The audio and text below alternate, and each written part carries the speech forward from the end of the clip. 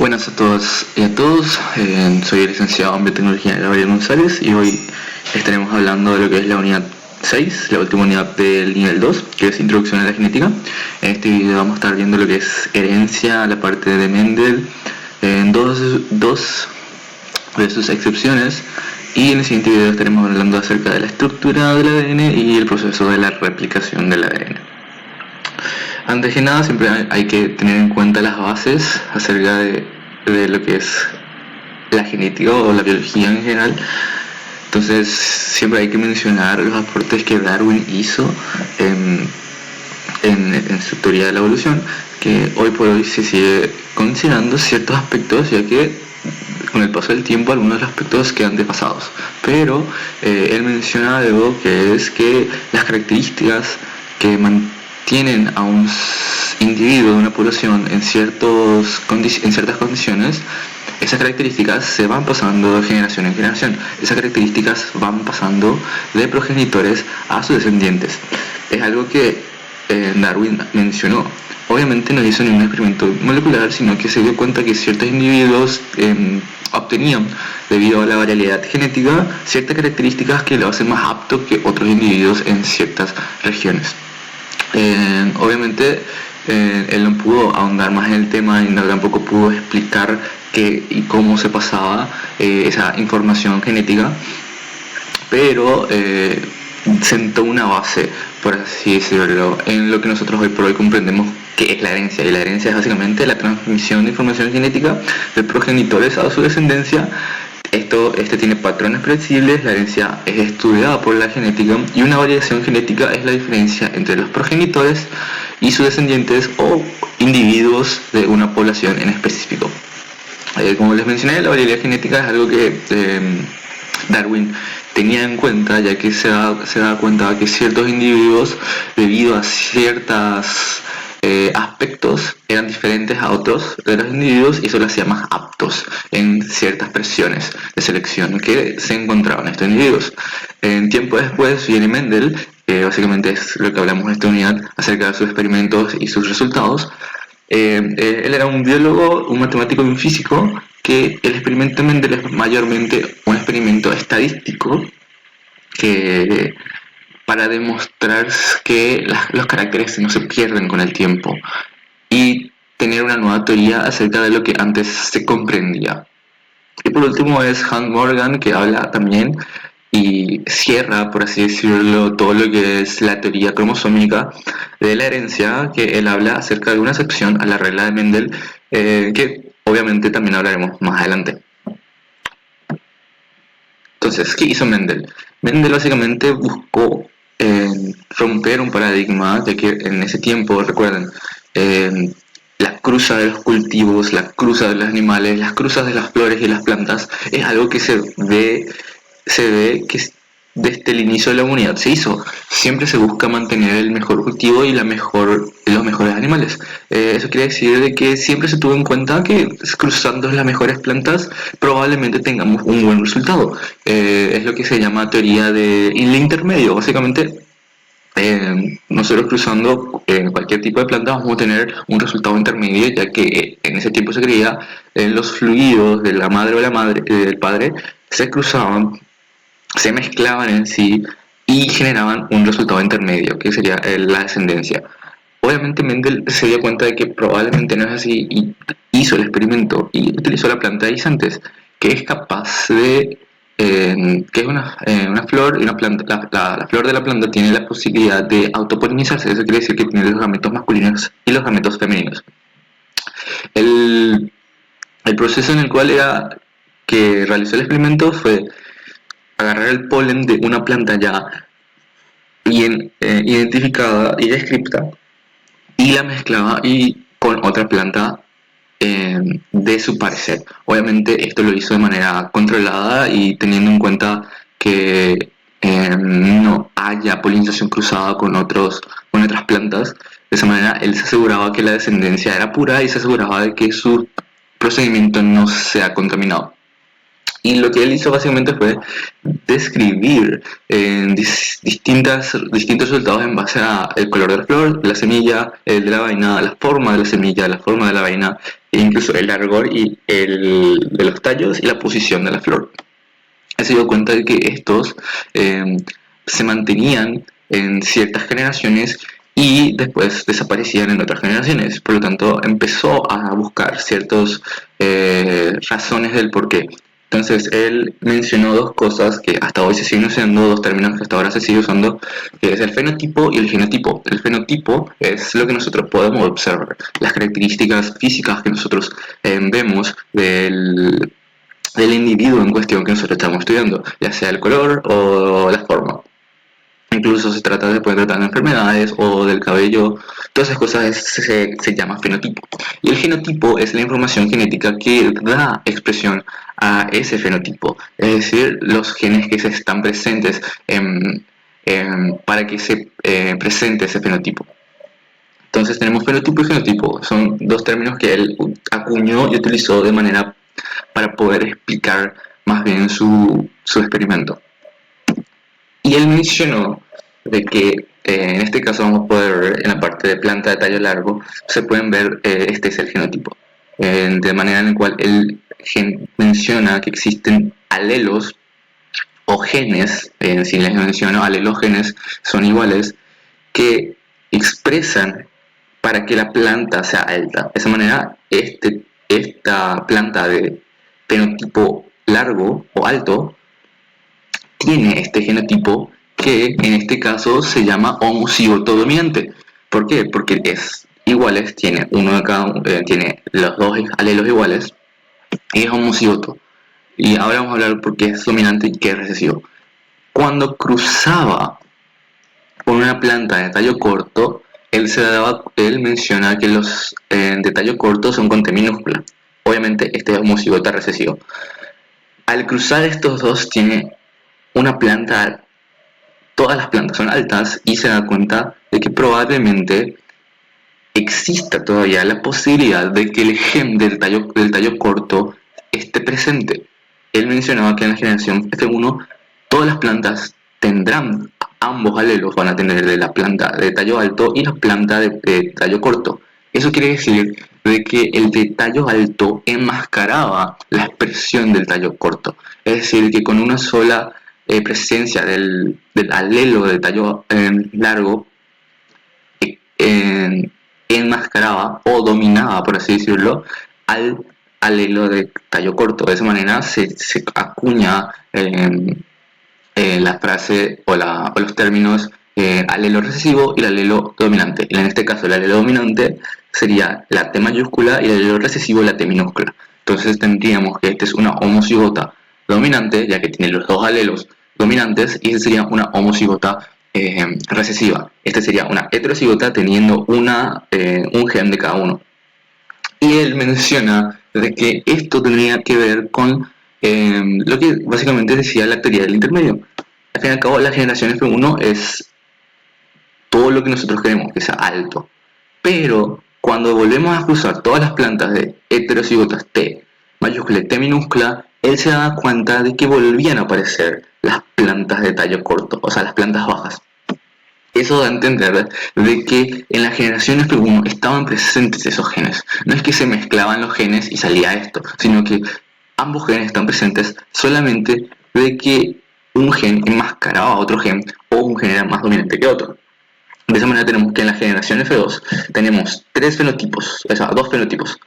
El fenotipo alto y el fenotipo bajo. Pero tenemos tres tipos de genotipo.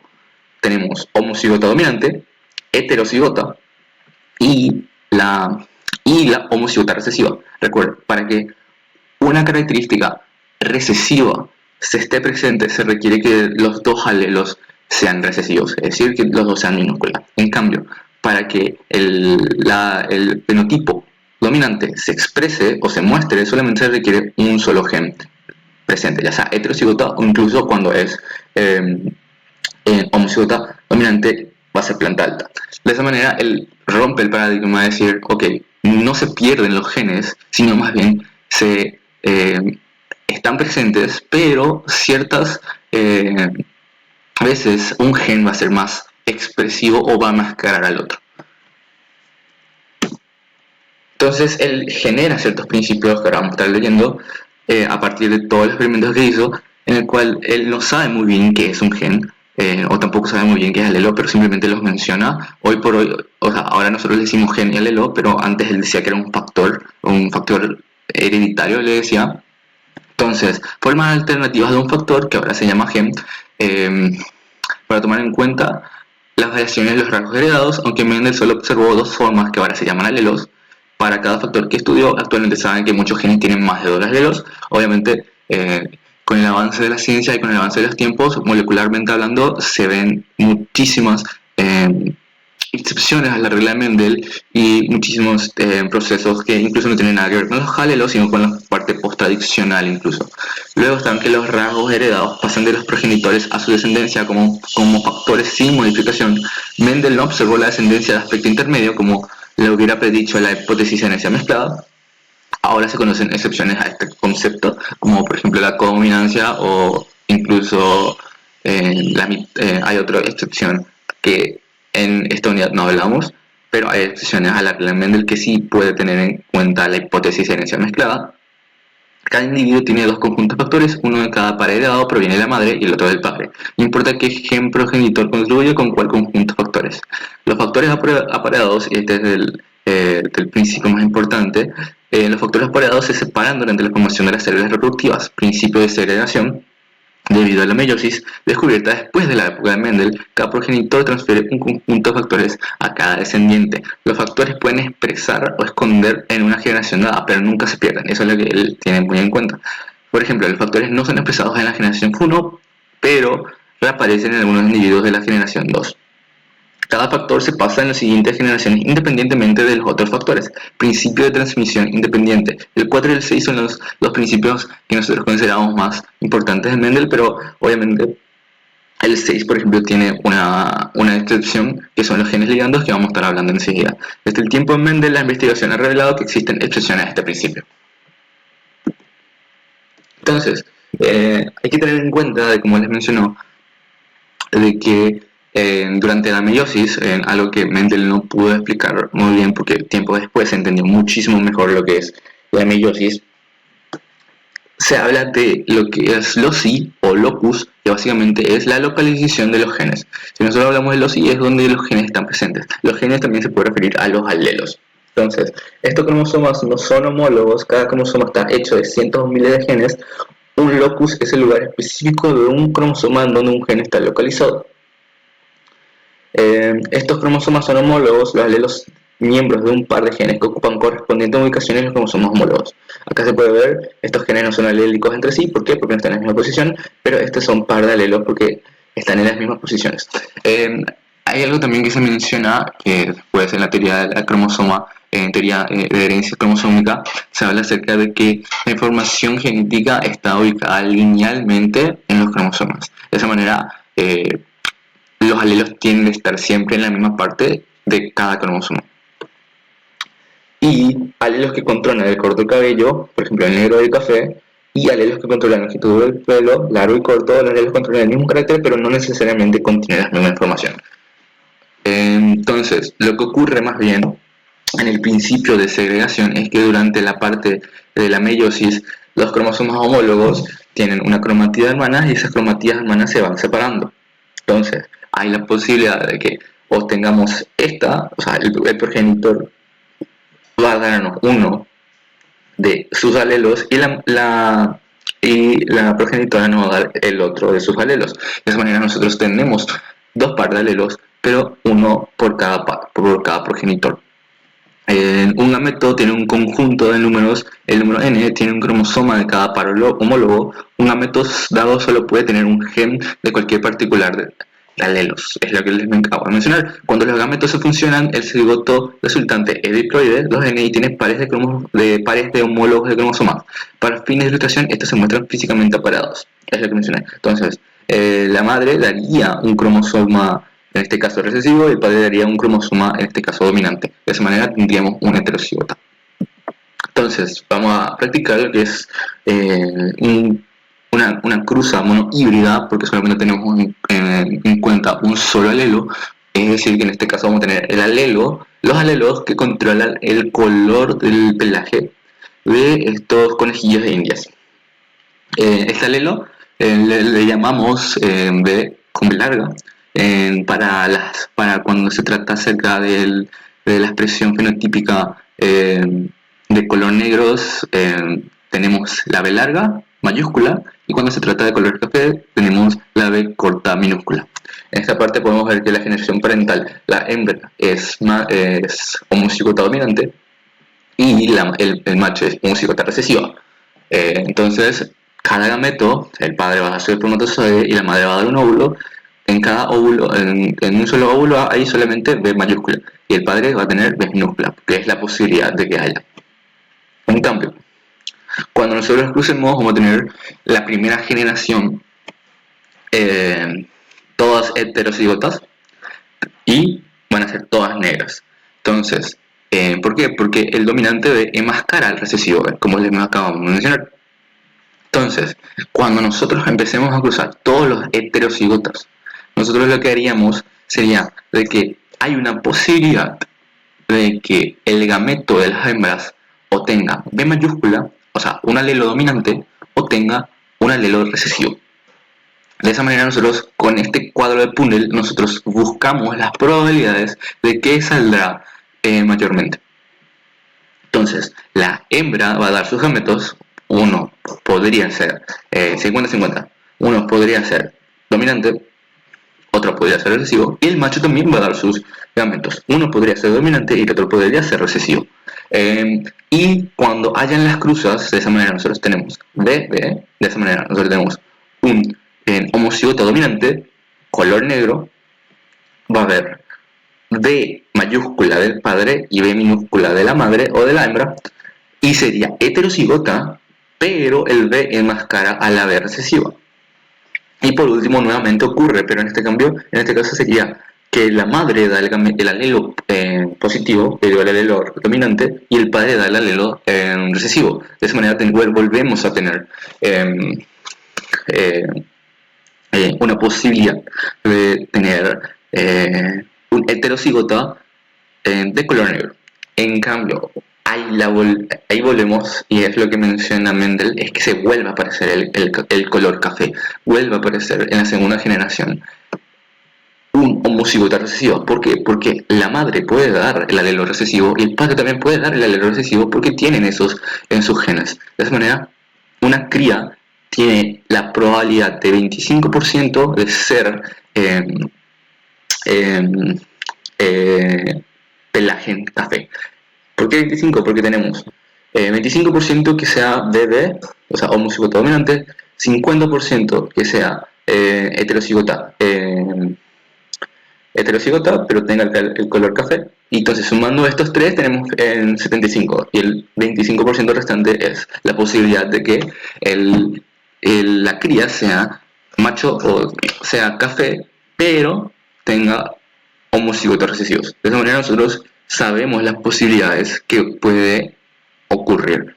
Se pueden expresar de manera de fracciones, solamente dividiendo por la cantidad de individuos, y en este caso 1 y 1, pero a mí me gusta mucho también hacer simplemente por porcentaje, que básicamente sería dividir 1 dividido 4 por 100.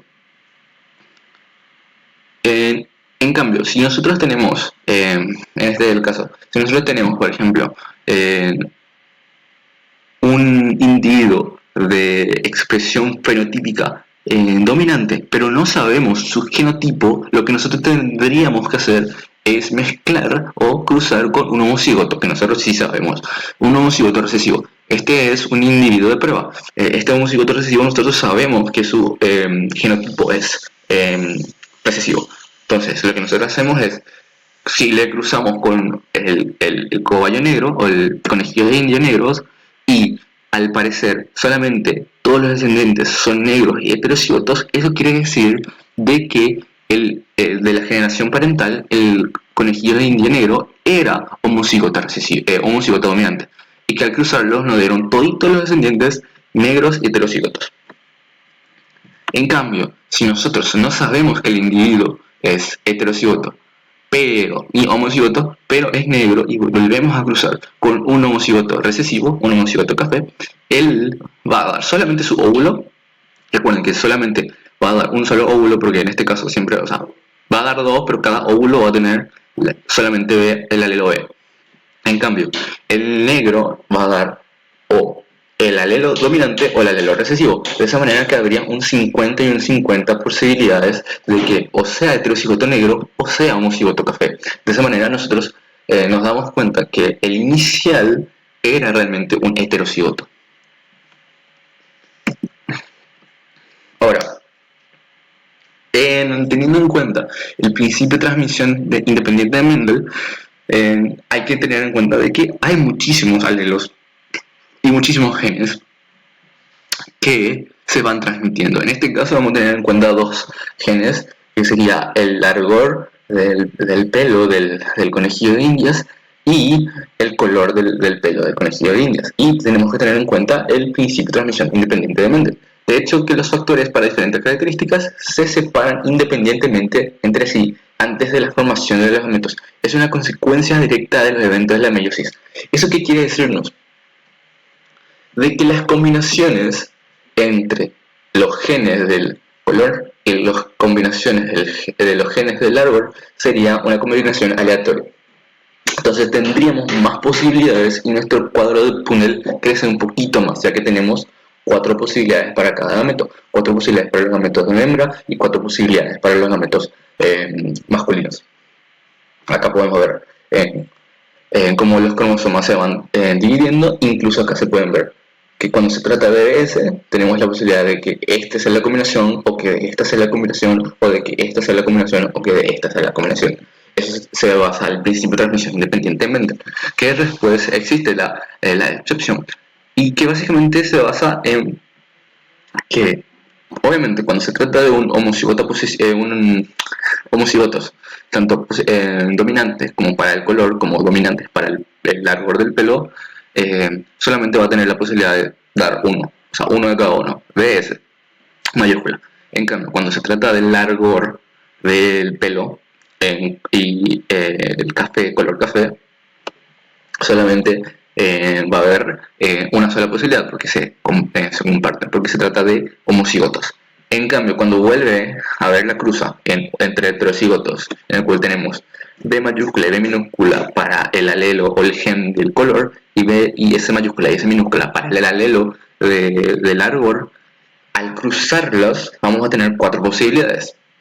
Vamos a tener que el gameto macho puede dar 4. Puede dar B mayúscula y S mayúscula, B mayúscula y S minúscula, B minúscula y S mayúscula, y B minúscula y S minúscula. Y la madre también puede dar los mismos gametos. De esa manera va a haber una nueva combinación y va a haber muchas más posibilidades de que vuelva a aparecer un gameto recesivo en ambos alelos.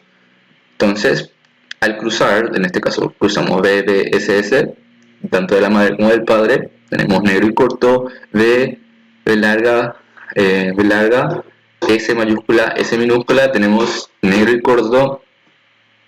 Luego tenemos BS, B mayúscula, S mayúscula por B minúscula, S mayúscula, tenemos negro y corto.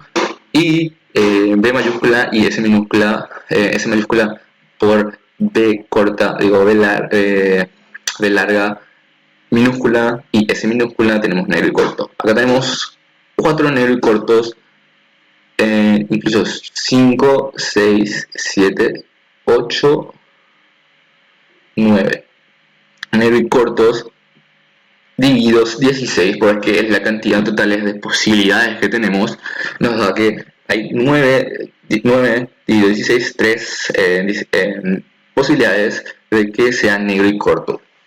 Luego tenemos 3 posibilidades, o sea, 3 posibilidades de que sea, no importando el genotipo, de que sea 3 por 100. Eso quiere decir de que hay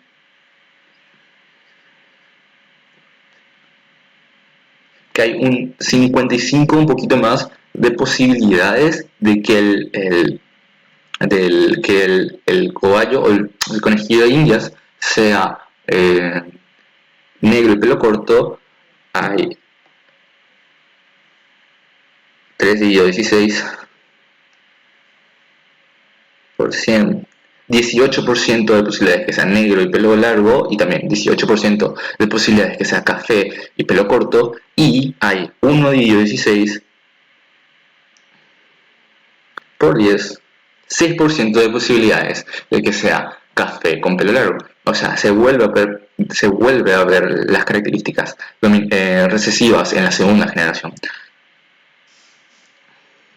Entonces, de esa manera nosotros hacer las combinaciones podemos reconocer las probabilidades de que haya distintos fenotipos. También podemos contabilizar las cantidades de genotipos que hay presentes. Por ejemplo, podemos contabilizar aquellos que tengan solamente el alelo dominante o homocigoto dominante cuando se trata del color negro. En este caso serían estos 4. O cuando sea recesivo, o sea, heterocigoto en el pelaje color negro, que serían estos 4 y estos 4. Y cuando se trata de el homocigoto en color café, o sea, homocigotos de recesivos, tendríamos estos 4. De esa manera pueden ver cómo se van separando. También podemos ver en el caso de la S mayúscula, tendríamos esos homocigotos recesivos cuando se trata del pelo corto. Tendríamos 1, 2, 3, 4. Y cuando se trata de heterocigotas tendríamos 1, 2, 3, 4, 5, 6, 7 y 8. Y el resto sería homocigotas recesivas cuando se trata del largo del pelo. Entonces, estos son dos principios que Mendel explicó. El principio de transmisión independiente cuando se trata ya de dos alelos en diferentes locis, o sea, en diferentes localizaciones del cromosoma, y el principio de segregación de Mendel. Obviamente, con el tiempo, con el transcurso de los avances científicos, se tuvo la teoría de que el cromosoma era un conjunto de información lineal de la genética. O sea, los genes están organizados de manera lineal, de manera que siempre tienden a estar muy pegados a otros. Ciertos alelos tienden a estar muy pegados a otros, o sea, ciertos genes tienden a estar muy pegados. Y eso era una excepción. ¿Por qué? Porque genera un evento, o más bien algo que ocurre que se llama ligamento. ¿Qué es el ligamento? El ligamento es básicamente que no ocurre el principio independiente de transmisión, sino más bien ocurre que estos genes se transmiten como uno solo. Eso quiere decir de que no volvemos a tener esto, no ocurre esto. No ocurre que tengamos un cuadro de Prunell de 4 posibilidades cada uno, sino más bien ocurre que en este caso, cuando se trata de moscas, los genes que expresan o que controlan el color de la mosca están muy pegados a los genes que están en control de la formación de las alas. Eso quiere decir de que se van a transmitir juntos, o sea, se van a segregar juntos, de manera que solamente se consideran como uno. Si tuviéramos la posibilidad, si se tratase y si se aplicase el principio de segregación de Mendel, tendríamos que tener 25%, como acá menciona, resultados inesperados. Esperados transmisión independiente, tendríamos que tener que hacer la cruza de una mosca negra con alas rudimentarias, homocigota recesiva, en ambos casos, tanto como para el color como para las alas rudimentarias, y tendríamos que tener que los resultados esperados serían 575, 575, 575, 575. ¿Cómo sería el caso de ¿Cómo sería el caso de la transmisión independiente? En cambio, se dieron y descubrieron de que había una variación en el número. ¿Por qué? Porque los gametos de tipo parental, cuando se refieren a los gametos que son iguales, o sea, al genotipo iguales a la madre o incluso al padre, tenían una predominancia, pero se volvían a presentar los gametos de tipo recombinante. El tipo recombinante se refiere a una diferenciación a los padres. En este caso podemos ver que la diferenciación de los padres sería la B corta y la B corta. Por eso es una diferenciación. Y acá sería lo mismo, la B larga, recesivas. Entonces, se dieron cuenta de que incluso rompe el paradigma de lo que estaban pensando. Si eran unos genes ligandos, solamente tendríamos dos posibilidades. Si solamente hubiese sido transmisión independiente, tendríamos la posibilidad de 25-25-25. Si hubiesen sido unos genes ligandos, es decir, se segregan juntos, solamente tendríamos 50 y 50. Pero lo que ocurrió acá es que nuevamente a la excepción hay una nueva excepción, que sería lo que ocurre en el entrecruzamiento o crossing over. El crossing over es básicamente el proceso en la parte de meiosis en el cual dos cromosomas no homólogas se cruzan entre sí y cambian información genética. Entrecruzamiento entre un par de cromatías no hermanas homólogas, cromatías homólogas. Dos cromosomas homólogos experimentan simnasis en la meiosis. Es la simnasis y se paran. De esa manera ocurre el tipo parental, tipo recombinante y los tipos recombinantes. Esto quiere decir de que a pesar de que de que esta estadística vuelve a estar presente, rompiendo el paradigma de la transmisión independiente y rompiendo también el paradigma de los genes ligandos, que tendría que ser un 50 y un 50 entre estos dos, lo que ocurre es básicamente que se vuelven a aparecer un tipo recombinante, o sea, un tipo diferente a los padres. Eso quiere decir de que los cromosomas se van teniendo intercambios de información entre sí. De esa manera, ellos aprovechan la variabilidad genética que hay entre los cromosomas y se mantienen para que los descendientes tengan una variabilidad genética apta para ciertos aspectos. Obviamente nosotros nos controlamos en cómo ocurre el entrecruzamiento, cómo ocurre la herencia de los cromosomas, pero el cuerpo y en este caso las células van haciendo sus propios mecanismos. También hay algo que mencionarles, es el hecho de que mientras más alejados estén los locis entre sí, hay más posibilidades de que ocurra un entrecruzamiento entre ellos. Eso quiere decir, si nosotros en este mapa, por ejemplo, buscamos un entrecruzamiento entre el A y el C, o el A y B, hay una posibilidad de que ocurra. Pero si queremos solamente entre A y A, probablemente no ocurra, o entre A y C, probablemente no ocurra. ¿Por qué? Porque mientras más lejanos estén entre sí los locis, más posibilidades es de que ocurra el entrecruzamiento. Entonces también hay que hablar de otra excepción, o más bien una aplicación un poquito más aplicada ya en lo que son cromosomas sexuales, en el cual nosotros recuerden, los seres humanos tenemos 22 pares de cromosomas autosómicas y un par de cromosomas, sexuales. Eso quiere decir de que si sos mujer vas a tener XX, se presenta cuando el espermatozoide contiene un cromosoma X, o en el caso de los hombres tenemos Y. En esta imagen podemos ver la diferencia entre el cromosoma X y un cromosoma Y. En ciertos insectos, los machos se presentan cuando los espermatozoides no contienen cromosoma sexual, y las hembras aquí, o cuando sucede cuando el espermatozoide contiene un cromosoma X. En aves especies de un insecto se presenta cuando un óvulo contiene un cromosoma W, y una hembra ZZ ocurre cuando una célula de óvulo contiene un cromosoma Z. Y cuando se trata ya de abejas y hormigas, aquellos que se reproducen muy rápido, se trata de un macho haploide que no tiene cromosomas sexuales. Los machos se desarrollan desde un óvulo no fertilizado, y las hembras no tienen cromosomas sexuales. La hembra se desarrolla de un óvulo fertilizado. Ahora tenemos que ver una aplicación de aquellas enfermedades o aquellos genes que van ligados al cromosoma X.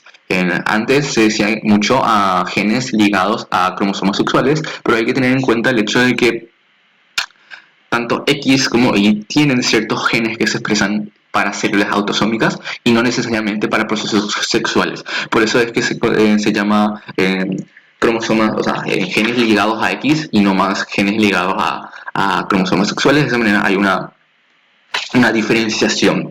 Entonces, en ciertos casos, como la diabetes del color, el poder percibir colores, o sea, la enfermedad del daltonismo, son enfermedades ligadas al cromosoma X. Acá podemos ver en este ejemplo. En este caso tenemos un hombre daltónico, que en este caso solamente tenemos el cromosoma X, este sería el alelo sería E minúscula. ¿Por qué? Porque si es recesivo va a dar al hombre daltónico. En cambio, una mujer que tiene doble X, recuerden, la mujer es XX, tiene X mayúscula, o sea, no expresa la enfermedad, y X minúscula, que sí expresa la enfermedad, o sea, la mujer es heterocigota. La mujer tiene dos posibilidades cuando forman los óvulos. El óvulo va a ser X mayúscula, XE mayúscula o XE minúscula, como el cuadro de Punnett reciente. Y el hombre va a tener también dos posibilidades, 50-50. O el espermatozoide va a llevar la XE minúscula o el espermatozoide va a llevar la Y. Recuerden, si lleva la I no tiene nada, porque básicamente el gen de la enfermedad está en el cromosoma X. Por eso nosotros decimos que son enfermedades ligadas al cromosoma X. Entonces, ¿qué ocurre?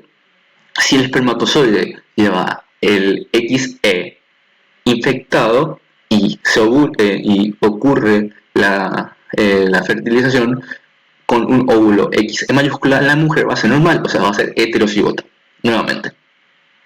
En cambio, si ocurre la fertilización de un espermatozoide XE minúscula con un óvulo XE minúscula, la mujer va a ser daltónica. ¿Por qué? Porque es recesiva y tiene ambas X con el gen de expresión a la enfermedad. En cambio, si un hombre normal, recuerdan, XY, griego, fecunda XE y va a ser un hombre normal porque va a tener simplemente XE mayúscula. En cambio, si ese espermatozoide fecunda al óvulo que lleva la enfermedad, o sea, XE minúscula, el hombre va a ser daltónico. Entonces nosotros tendríamos una probabilidad 50-50 para los hombres, 50-50 para las mujeres. Obviamente, cuando se trata de los hombres con una sola copia de la enfermedad, o sea, una sola copia del gen de XE minúscula, ya es necesario. Cuando se trata en estos casos, se llama heterocigoto, hemicigoto. Cuando se trata de que solamente hay una copia del gen, el hombre, en este caso, sería un hemicigoto para el gen del daltonismo. En cambio, si tenemos un hombre normal, es decir, que su XE es mayúscula, y la I, al fin y al cabo, a nosotros no nos da mucha información o no nos influye mucho, y se fecunda o se cruza con una mujer heterocigota, tendríamos las mismas posibilidades o diferentes. En este caso, a las mujeres, la mujer probablemente no tenga la posibilidad de tener el daltonismo. ¿Por qué? Porque recuerden, para que la mujer sea daltónica, ambos cromosomas X deben tener el gen recesivo, pero como el padre da uno de los X, no hay la posibilidad de que se exprese la enfermedad. Obviamente la mujer va a ser portadora, y si se vuelve a estar con un hombre daltónico, probablemente sus descendientes sean daltónicos, si es mujer y si es hombre. En cambio, el hombre, si vuelve a ocurrir que el hombre va a dar el espermatozoide y cuando se cruza con un XE va a ser un hombre normal. Pero en cambio, si se vuelve a estar con una mujer heterocigota, aunque sea portadora, la posibilidad de que el hombre descendiente tenga daltonismo es 50, porque es 50%-50%. De esa manera, el hombre va a ser hemicigoto otra vez para el gen X minúscula y va a ser daltónico. Entonces, cuando se trata acerca de cromosomas sexuales, también hay que recalcar el hecho de que el cuerpo funciona de una manera en el cual, a pesar de que nosotros tengamos, cuando nos referimos a nosotros, me refiero a nosotros los hombres, tengamos solamente una copia del gen X, o sea, solamente un cromosoma sexual X, la actividad es igual a ambos cromosomas de las mujeres. Eso quiere decir de que en las mujeres ocurre algo que se llama dosificación de dosis, en el cual uno de los dos, incluso es aleatorio, incluso en distintas células, uno de los dos de los cromosomas X se llega a inactivar. De esa manera no ocurre una sobreexpresión de ciertos genes y ciertos genes tienen el cromosoma X inactivado, uno, y el otro cromosoma X inactivado tienen otras células. Esos genes, ese cromosoma X inactivado se puede reconocer por lo que se llama corpúsculo de Barr. Y básicamente la inactivación aleatoria de uno de los cromosomas X ocurre en el desarrollo temprano. Entonces, la mitad de las células inactivas de un cromosoma X izquierda y la otra mitad inactivada del segundo cromosoma de la derecha. El cromosoma X es visible como un corpúsculo de Barr cerca de la envoltura nuclear. Eso se puede ver en el microscopio, se puede ver como uno de los cromosomas X tiene una manchita en el coso. Y la inactivación de cromosomas persiste a través de las subsecuentes divisiones mitóticas, dando como resultado manchas de células en el cuerpo adulto. Acá se ve en el ejemplo. El gato cálico persa, un gato cálico tiene genes ligados a la X para pelaje negro y amarillo o naranja. Debido a la inactivación aleatoria del cromosoma X, el negro se expresa en algunos grupos de células y el naranja se expresa en otros. Las manchas blancas se deben a la presencia de otros genes que afectan el color del pelaje. Eso quiere decir que unas células tienen inactivado el color negro y otras células tienen inactivado el color naranja. De esa manera se forma ese patrón de manchas. Entonces, muchas gracias por su atención. Cualquier consulta me pueden hacer a este correo y nos estaremos viendo en el siguiente video acerca de estructura de ADN y replicación.